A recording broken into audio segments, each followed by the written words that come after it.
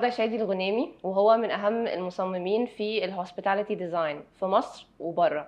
وانا جالي شرف ان انا اتعرف على شادي من شهر ونص تقريبا، وحبيت ان هو يبقى معانا في اللقاء بتاع Weaving the Future Season 2. ازيك يا شادي؟ هاي، صباح الخير. صباح النور، عامل ازيك؟ ايه؟ اهلا. صباح الخير دي معناها ان شادي اولا عرفت ان هو بيصحى بدري جدا، واول مره حد يطالبني ان هو يقابلني الساعه 10 الصبح. يعني انا ما عنديش مانع اخش اصحى بدري، بس ان حد يقابلني 10 دي ما حصلتش قبل كده، فده اكيد يعني انديكيتور كبير قوي عن شغله واهتمامه بشغله. بس خلينا نبدا كده من البدايه يا شادي. انا عايز اسالك اولا، انت دخلت مجال العماره ده امتى وازاي، وايه اللي الهمك وحسيت ان هو ده فعلا المجال بتاعك؟ انا مجال العماره نفسه، يعني انا حاسس إن أنا اتولدت فيه اصلا، لان احنا ورا فاميلي بزنس 40 year old فاميلي بزنس، فمن سني تقريبا يعني. ف والدي لما بدأ المسيره دي في سنه 83، انا كعيل صغير كنت بروح معاه في كل حته. فيعني ان انا بتفرج على شخص اللي هو المهندس المعماري يعني، واقف في مكان وصمم المكان، وهو اللي بيدير عملية البناء بتاعه، وبعد كده الناس بتستخدمه. دي كانت حاجة اللي هو واو، يعني ده حاجه انسبيريشنال كرييتيف جدا اسبكت. يعني طبعا. انا عملت حاجة رسمتها وبعدين اتبنت واشرفت على الكونستراكشن بتاعها، وبعدين الناس بتستخدمها بالطريقة اللي انا صممتها. فده بالنسبة لي كان الكور انسبيريشن يعني بتاع الشغلانة دي. حلو قوي. ودخلت فيه اوفيشلي بعد الجامعة على طول، ولا استنيت شوية تشتغل في شركات تانية تاخد منها experience؟ هو انا بدات اشتغل آه، من وانا عندي، يعني اشتغل يعني من وانا عندي 13 14 سنه. كنت واو. كل اجازه انزل تريننج، اتعلم حاجه. اتعلمت اوتوكاد وانا عندي 13 سنه يعني. واو. عشان احاول العب، يعني كانت لعبه ساعتها يعني. حلو. ومن ساعتها لما بدات البروسيس ده يعني كنت كل صيف كل اجازه اتمرن، اروح في حته اروح تريننجز. وانا في الجامعه برضو كان كل اجازه انزل اروح اعمل انترنشيب في مكاتب مختلفه جوه مصر وبره مصر. وطبعا بعد ما خلصت جامعه في فرنسا شويه ريبellion كده يعني، قعدت فتحت مكتب انا واتنين اصحابي في باريس. قعدنا اشتغلنا سنتين، وبعد كده قلت ايه الهبل ده يعني. يعني خلينا نرجع مصر. This is where it started. There's صح. a responsibility. It's a family business في الآخر. و it's home يعني. فبالنسبة لي كان a big important step إن أنا أكمل مسيرة. فلعبت شوية وبعدين بس انا رجعت اكيد يعني. متأكدة برضو ان الاكسبوجر والاكسبيرينس اللي اخدته في فتح المكتب ده هو اكيد ساعدك في بناية شخصيتك اصلا. طبعا لا هي كلها يعني اكبر يعني. دايما الاوف تراكس هي اكتر حاجه بتعلم. صح. ولما بنغلط بنتعلم اكتر، ولما صح. بنفتي بنتعلم اكتر، يعني كل either ده way كله فيه اتس ا تعليم. بروسيس. يس يس. حلو. طب وازاي بقى بدأت تطور شركة الغنيمي لما دخلت فيها officially as a partner، ولا دخلت فيها as another role؟ هو يعني الفاميلي بيزنس دايما بحس ان هو عامل زي كده، والاستابليش فاميلي بيزنس that has a reputation وكل الكلام ده. عامل زي كروز شيب كده يعني. اتس ا بيج بوت. لازم تبدا من كل الليفلز. صح. فلا I started working drafting كورسات كميات ومواصفات، ديتيلينج سايت. يعني you have to learn the craft صح you have يعني. to start من bottom to top، هو بالذات في family businesses. it's very important to know what you're doing. وكمان انا في حته بحبها اكتر اللي هي creative process بصراحه. I always believe to be a good creative لازم تعرف كل levels of detailing و process of a صح. project، عشان واحنا بنعمل creation في الاول خالص we're capable of understanding بقيه التشين توصل لايه لحد التنفيذ نفسه في الاخر. فده الموضوع. I wouldn't say starting from top or bottom او يعني لا، بس هو you have to learn it all عشان نوصل وتشتغل لهدف معين. بإيدك في الأول of على الأقل course. for a very long while. ولا زال يعني it's part of the equation that is جزء من المهنه. it's a passion في الاخر. مم. طب وإيه الإرث أو الليجاسي اللي نفسك تسيبه في شركتكم؟ واو، ده كلام كبير قوي. انا I think يعني يعني the reputation to continue.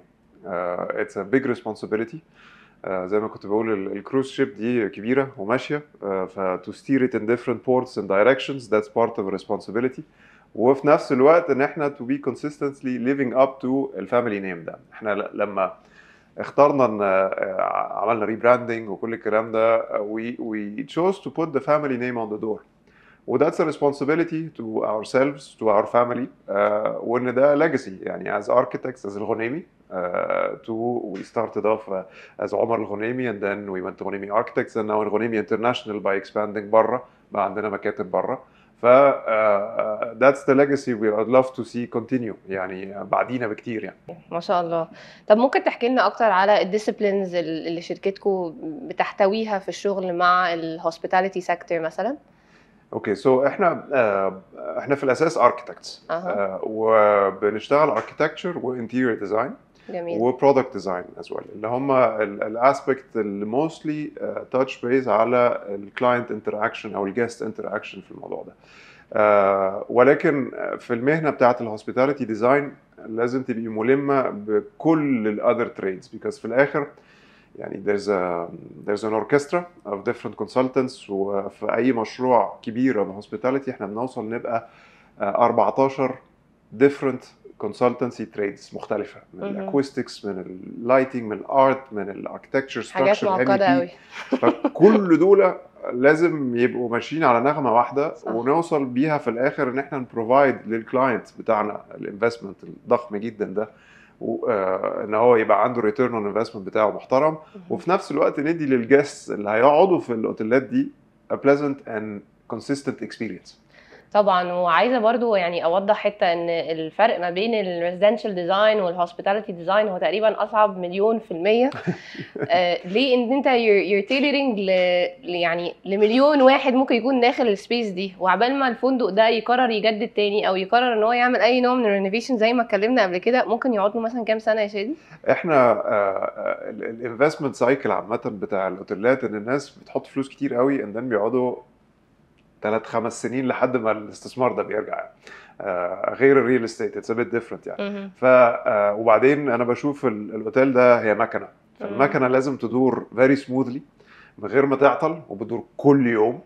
فيها جاست بيقعدوا فيها اون ا ديلي بيسس باشكال والوان وبيهيفيرز مختلفه، وعيال بتتشعلق في السقف وناس بتخبط في الحيطان، ويعني فالاوضه بتاعت الاوتيل دي بتعاني كتير يعني، مش زي مكتب او بيت طبعًا او كل الكلام. اي حاجه استخدام شخصي اكيد بتبقى اهدى في الاستخدام طبعا. فبالتالي when we design it لازم نبقى حاطين كل معايير الكواليتي والسستينابيلتي والديورابيلتي بتاع البرودكت على المده، عشان الناس بعد ما حطت كل الانفستمنت ده وعندها شركه اداره انترناشونال شغاله وكل الكلام ده، المكنه دي has to be durable. ما يبقاش فيها رينوفيشنز او السوفت رينوفيشنز تبدا بعد مثلا 5-7 سنين.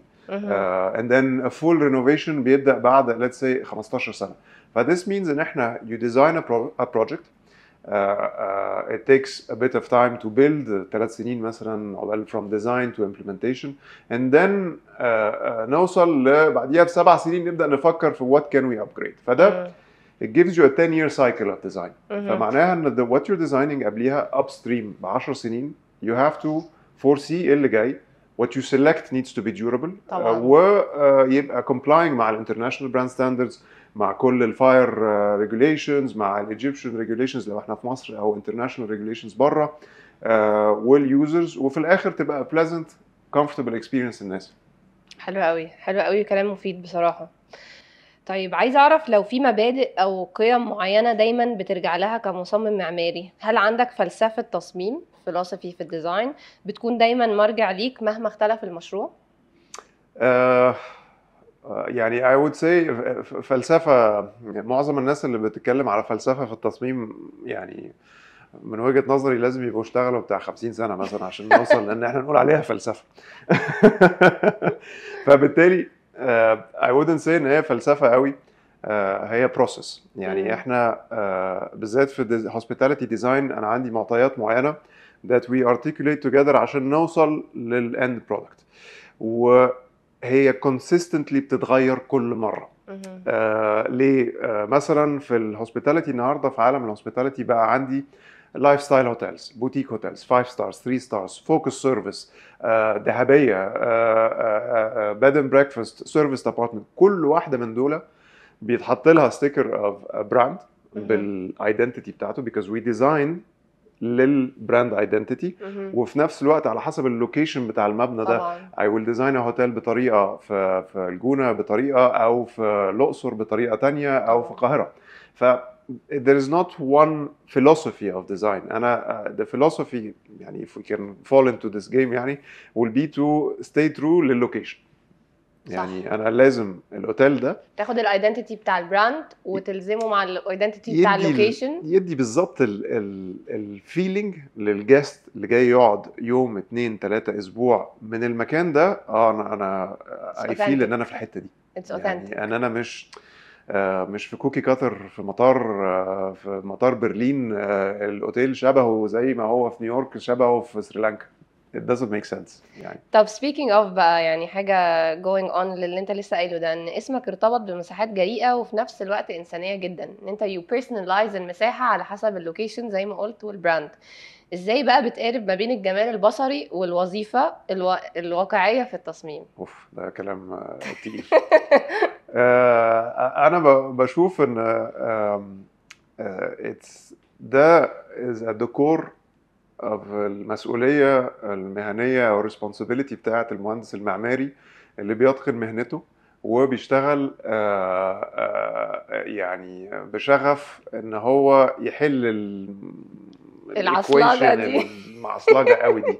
client budget regulations, operator requirements, client profile قصدي كجست اللي هيجي يستخدم المكان. وبعدين بقى بيحصل شوية بوكسات مش عارف تعويم ثورة يعني الحاجات اللي هي بتاعت الحياة دي حرب معرفش فين. كل ده بيأثر تأثير دايركت على اللي احنا بنعمله في الحتة دي. ف it's an equation بنقعد نفكها كده لحد ما نوصل the right balance. ففي حاجات بنعرف نوصل لها بنسبة 100%، حاجات تانية لأ. ف it's the compromise ده اللي بيخلينا في الآخر نوصل ل it's a good running engine and it's a pleasant place للناس إن هي تقعد فيه وترجع له تاني ويبقى فيها a nice emotion. الناس تبقى حست بحاجة ارتياح انبساط وفي الآخر يعوزوا يرجعوا تاني ويبقوا اتعلموا وشافوا حاجة. جميل. بس if you were to say إن في spectrum هيحل إن في حاجة اسمها practicality وحاجة اسمها design off ما شفت زيه في حياتي. انت كشادي you lean towards which one في السبيكتروم ده؟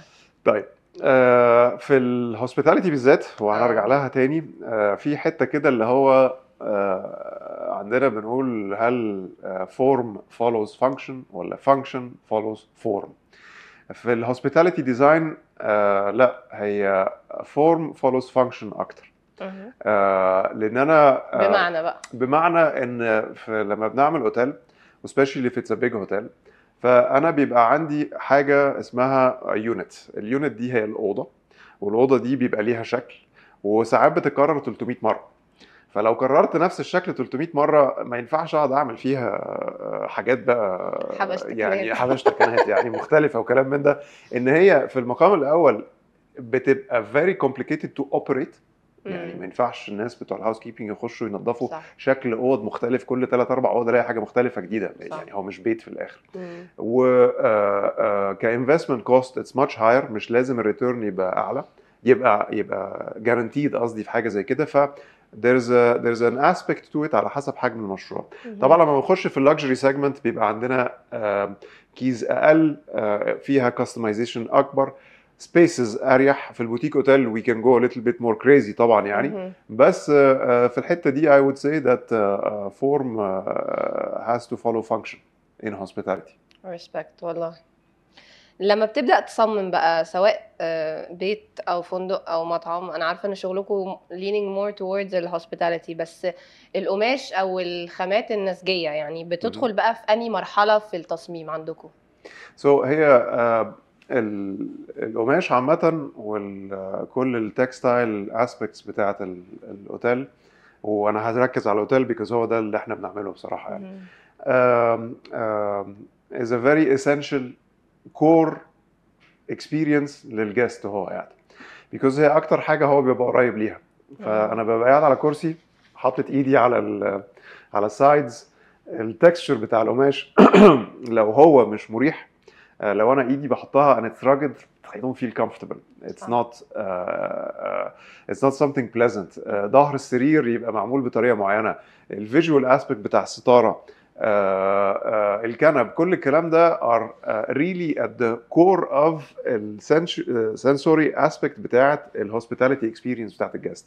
فدي بتبقى مهمه جدا جدا جدا. فبالتالي بيبقى بتوصل في مرحله لما بنوصل للانتيريورز بنبقى خلصنا السبيسز كلها وبنبدا نركز في السنسوري فيلينج بتاع والفيجوال اسبكت.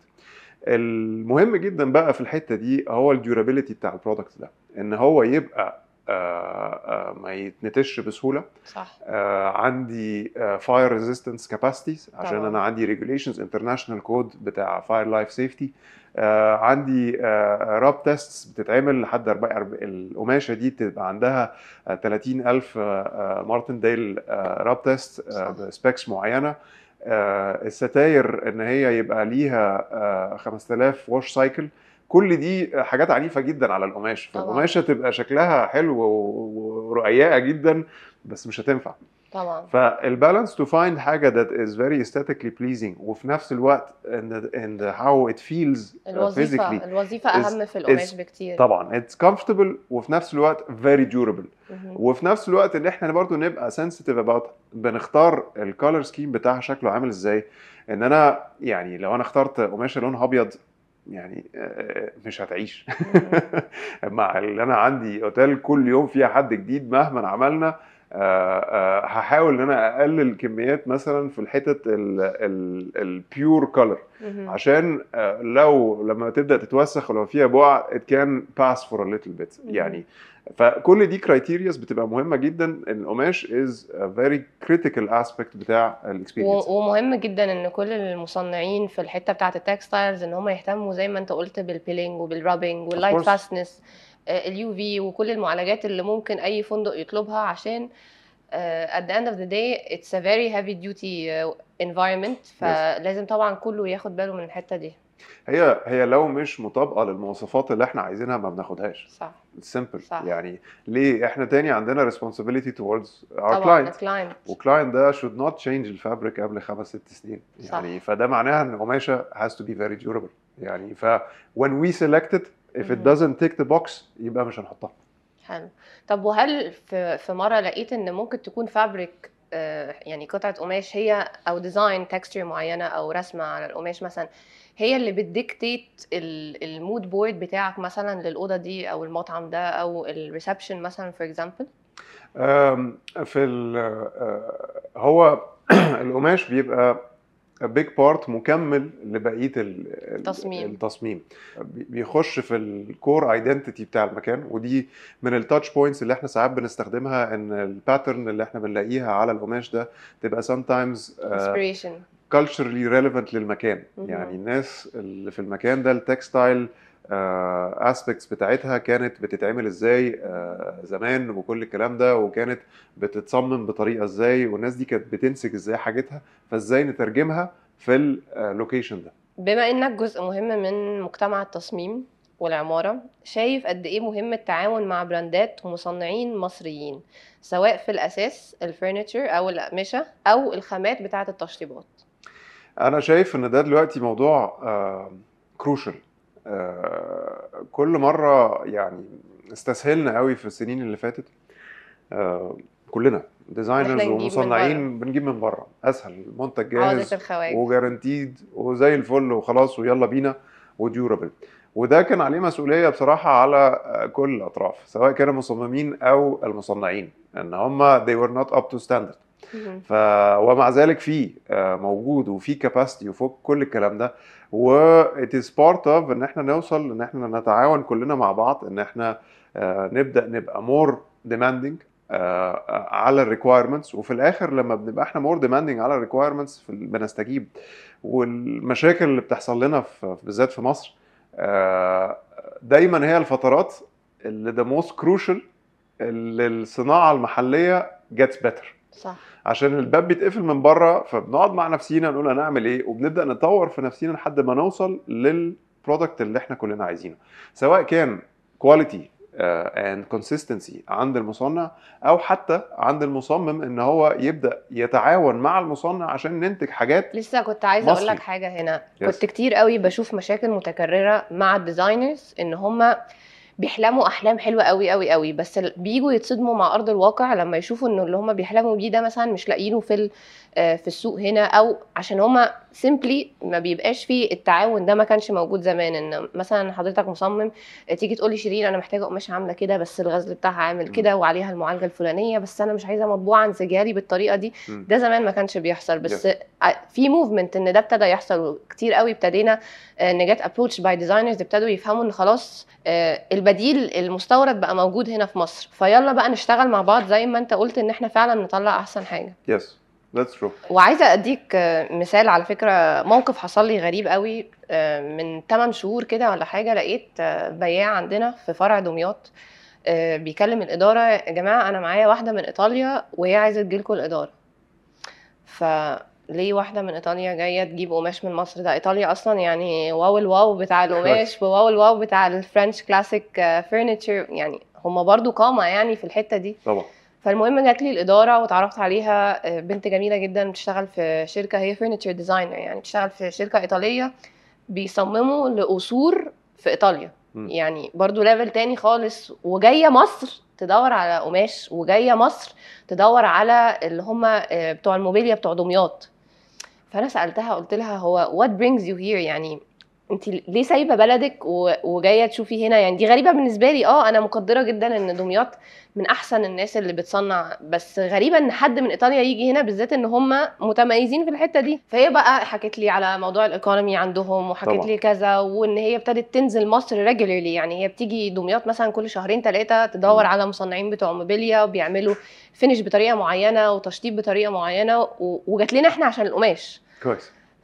فدي حاجة صدمتني، بس it made me look more للتصدير. طب ما انا برضو في بلاد انا ممكن اكون متجاهلها تماما، ما انا ممكن ابتدي اصدر لها، اللي هي اوروبا وايسترن اوروبا وكده، عشان هم خلاص الاسعار مثلا في تركيا او الاسعار اللي موجوده في اوروبا هي مش افوردبل لكل حد، حتى الناس اللي بتعمل قصور. بس هي برضو قد دي عايزه يبقى ليها بروفيت مارجن معين، مش هينفع تتنازل عنه في مشاريع زي دي.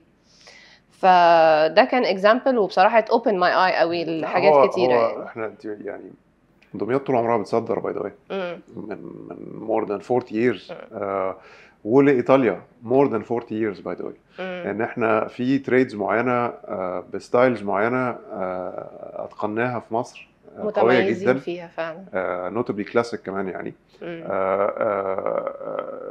ولا زال بيعملوها وبيصدروا لايطاليا وروسيا وايسترن يوروب اند يوروب اتسلف من زمان. وانا كنت بشوف ان دي حته لا احنا مش بنسوق لنفسينا كفايه، ورانينج بيهايند في التسويق. اللوجيستكس كانت دايما صعبه وكل حاجه، بس في مصر احنا عملنا بروجكتس that are of international stature ولكجري، وفي الاخر وصلنا ان احنا 80 او 85% من المكونات كانت معموله في مصر، واب تو ستاندردز وكل حاجه، بس بتاخد افورت رهيب، ومش كل السبلايرز والمصانع بتفهم الريكوايرمنت اللي مطلوبه. بيبقى في نوع من انواع المناعم اللي احنا نعرفه احسن. فاهماك.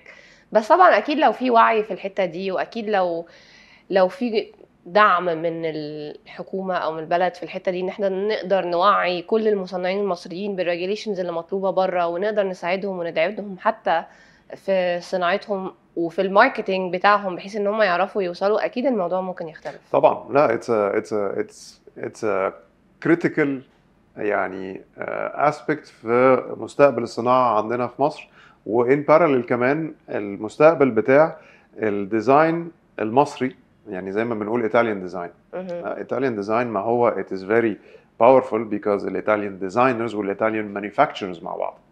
فيعني واحنا عندنا في مصر great Egyptian designers و great Egyptian manufacturers، فالمصريين need to work together اكتر اتحاد عشان نعرف نتحرك، وبلاش يعني وذاتس هاو ايطاليا اشتغلت، ذاتس هاو فرنسا بتوصل للموضوع ده. بلاد تانية اصغر بكتير جدا برضو بدأ يبقى عندها نفس البروسيس ده، بس are more powerful في الحتة دي. صح. بس هو يعني ما حدش بيشتغل لوحده. صح. واظن ان لو كتير قوي فهموا الجزئيه دي، ان فعلا محدش بيشتغل لوحده، وان كل ما بقى فيه اتحادات وكل ما بقى فيه collaborations، ده بيبقى مهم قوي في نجاح الشخص بقى كفرد. طبعا. طيب دلوقتي في حركة أو موفمنت حلوة وأنا من أول من يشجعها، وهي ال supporting ال local manufacturers أو دعم المصنعين المصريين. أنت في رأيك هل عندنا فرصة نخلي الأقمشة المصرية عنصر أساسي أكتر في مشاريع العمارة والضيافة؟ هو جزء لا يتجزأ، يعني سواء كان في جودة المنتج أو في شكل المنتج، أن لازال برضو الديزاينز المصري، البيور ايجيبشن ديزاينز اللي احنا بنلاقيها ساعات بتبقى edited by the way من كولكشنز في فرنسا عند مانيفاكتشرز كبار جدا بيعملوا ايجيبشن ديزاينز واحنا ما بنعملش.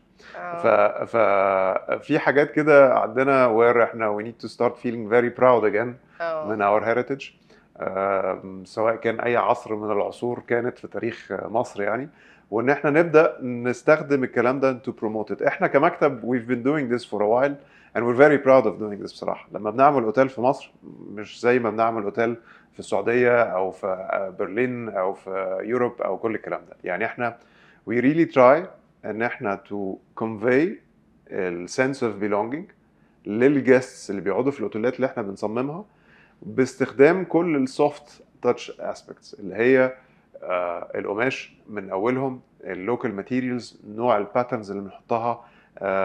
الاوتيل لازم يرفلكت المكان اللي هو فيه، فالقماش is a very critical aspect of it، ما ينفعش ان احنا اتجاهله. فهو والارتس وال the way we do the architecture وكل الكلام ده ان هي to reflect the identity of the location. طيب لو عندك فرصة تصمم مشروع أحلامك ويكون فيه تناغم كامل ما بين الاركيتكتشر واللايتنج والانتير وكل الديسيبلينز اللي انتوا بتشتغلوا عليها، المشروع ده هيبقى عامل ازاي؟ ده واحد. وهيكون فين؟ ده اتنين. وايه الإحساس اللي نفسك أي جاست يخش يحس بيه وهو قاعد فيه أو هو طالع منه؟ ده سؤال صعب جدا يعني. مشروع الأحلام. مشروع الأحلام. على فكرة أنا كان طول عمري نفسي أصمم لمطاعم. كان نفسي أفتح مطعم، مش عشان أديره ولا عشان أشوف المنيو، أنا بس نفسي أفتح حاجة كده تبقى إكزوتيك وحاجة تبقى الانتير بتاعها aesthetically appealing قوي. فده حلم حياتي الصراحة. لا هو I think إن one of the يعني the dreams would be to إن إحنا نعمل أو at least my personal يعني would be a sort of a حاجة that conveys للguests a very strong connection مع الكونتكست بتاعها. يعني ما تبقاش مفتعلة. يعني لما الأوتيل ده نروح نقعد فيه يبقى احنا حاسين بتناغم كامل مع السراوندينج. حتة اللي that pops in my head اليومين دول is more towards الأقصر وأسوان، ومش الحته الزحمه اللي احنا بنتكلم عليها، لا حته انت اصيل قوي يا شادي. ما هو اصيل. انا كنت متخيله هتقولي المالديفز ولا كولومبيا. لا احنا عندنا كم يعني عمق وغنى ثقافي رهيب غير مستغل في كل كورنر ممكن نلاقيه. والواحد بيشوف بلاد تانية عندها مش هقول لك نص، لا يعني واحد خمس على الثقافة والهيريتج اللي عندهم، وبيهتموا بيه بطريقة وبيعظموه بطريقة رهيبة جدا. وفي الاخر عندنا منه 200 300 واحد، يعني اللي هو البيت ده عنده 100 سنه. طب انا بيت جدي في عنده 100 سنه على فكره. لا بس يعني نرجع لمشروع الاحلام ده اللي هو تبقى حاجه اسوان الاقصر where it's picture perfect كده. فالناس اللي تيجي تقعد في الاكسبيرينس دي they feel the connection مع ال 7000 سنه. يعني احس كده وانا قاعد في السبيس ده it's ancient Egyptian، فيها الانسبيريشن اللي احنا بنتكلم عليها، فيها الراحه، فيها اللكجري اللي احنا بنشوفها في الهيريتج بتاعنا، السنس اوف هوسبيتاليتي، السيرفيس، الطيبه بتاعت الناس اللي موجوده that give you this service willingly من غير تريننج ومن غير كل الكلام ده، والاركيتكتشر that reflects truly الايدنتيتي بتاعتنا. يعني ف يعني في الضفه الغربيه في الاقصر، في حته في وسط النخل، يعني تبقى والله فكره جميله اكسبيرينس قوي. جميله فيه، بس not enough و not developed، ومفيش غير واحد مثلا يعني. اه. when we have hundreds of those يعني. اه. في الصحراء في سيوه عندنا one amazing hotel. في اه. الاقصر عندنا في البر الغربي one amazing hotel. في القاهره الخديويه ما عندناش اوتيلات. اه. we don't. عندنا 2 3 بوتيك اوتيل. when you go to other cities في اي حته في العالم ده في منهم 300، مفيش مم. غيرهم اصلا. واظن that would require برضو ان في حاجات كتيره في الانفراستراكشر لازم تتغير عشان نعرف نعمل اوتيلات هناك. طبعا هو هي منظومه كبيره جدا اه. طبعا، و it requires guts من investor ان هو يخش يعمل حاجه زي كده. صح. ويبقى عنده مدى ابعد شويه من الايميديت ريتيرن اون انفستمنت، بيكوز الحاجات دي بتبقى تقيله. الناس لازم يبقى عندها باشن اباوت هوسبيتاليتي يعني. مهم. في الاخر برضو المهنه بتاعت هوسبيتاليتي دي هي انا بسميها مكنه، بس هي people need to be very passionate about service. طبعا. وده بياخد investments من الاونر all the way لحد البيتش بوي يعني. مم. كل دول لازم يبقوا عندهم الثقافه دي عشان ندي للجاست. خلي بالك الاوتيلات بالذات لو قلنا في مصر هي عباره عن سمول ويندو كده على البلد اللي انت فيها. مهم. معموله كده ملمومه، فالويندو ده لازم يبقى very well curated يعني عشان ندي في الاسبوع 7000 سنه حضاره في الحته دي يعني. ف it's very important to do this يعني. لا انا معاك 100% وادعمك كامل الدعم on a personal level و on a professional level يعني. شادي it's been a pleasure. انا اتبسطت قوي باللقاء معاك و you're truly an inspiration person for me و for a lot of people I'm very sure. واتشرفت جدا جدا بيك و I'm very glad ان انا لحقت شادي قبل ما يسافر عشان هو مش هيبقى موجود معانا في TDS. Unfortunately. فاحنا اخدنا اوردر قبلها بكام ساعة، ب10 ساعات، ان احنا هنصور الساعة 10 الصبح بكرة. بس I was willing to do that عشان مستحيل كنت اخليك ما تصورش معانا يعني. أنا I appreciate it. I appreciate very much what you do for the industry عامة.